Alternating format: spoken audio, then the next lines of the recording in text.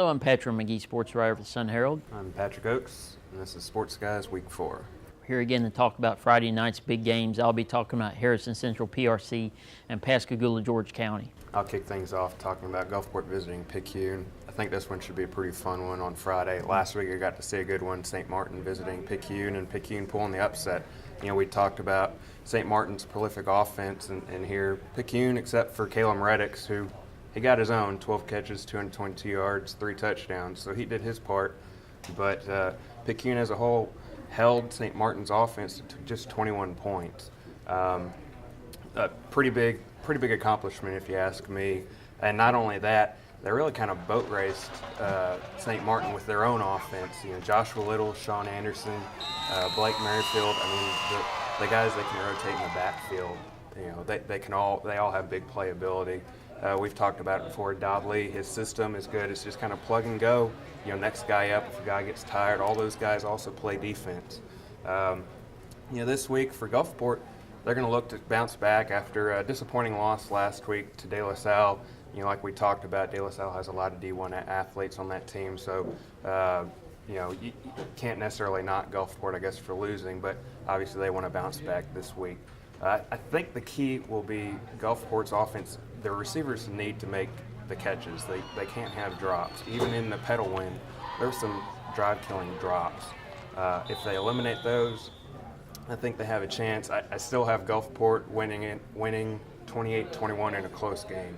The other game I want to touch on real quick was St. Stanislaus visiting Brother Martin. You know, last year Brother Martin kind of put it on St. Stanislaus rather. I don't think that'll be the case this year.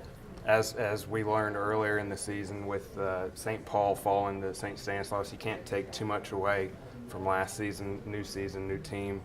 St. Stanislaus' defense, I think, has played a lot better than personally I expected them early on.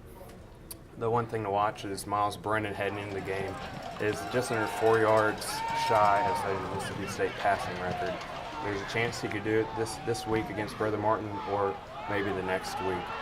Even though I think St. Stanislaus will play a closer game, I still think Brother Martin maybe pulls out a 10-point victory this week. George County, Pascagoula. Pascagoula is probably they're sitting here winless.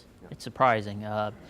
They're a talented team. They've had some injuries, and you also wonder if maybe confidence in kind of playing into it a little bit. They played a tough game against Moss Point, first game out, 18-13, and it's just progressively gotten worse, especially on the offensive side of the ball.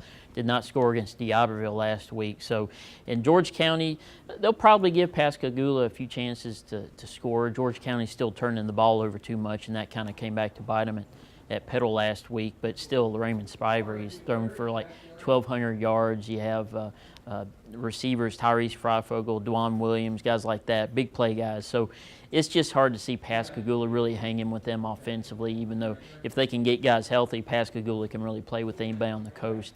You just waiting for Pascagoula to just kind of get that first break, that first W, and kind of turn things around. But George County right now, I think, has got too much firepower. I think you're probably seeing a 10-point win maybe for George County.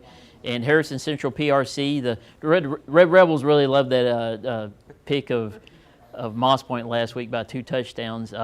Harrison Central's. Did you hear about that? Yeah. I walked into the locker room and they were thrilled to see me when I walked in. I was really impressed with the welcome. But Harrison Central going to PRC, it's not an easy place to go play. PRC is a good team. They're going to make it a football game. But what I'm really impressed about Harrison Central was Keon Moore last week, the way he ran the football. I mean, he was really strong. At times you're thinking this guy might be the best running back on the coast as a junior. Yeah, Tavis Williams, a quarterback, really good. He's got decent options in the passing game, but it's really all about the ground game when it comes to Harrison Central. So I think Harrison Central goes over there, and it's probably a tight game, but I see Harrison Central maybe by a 3-point margin.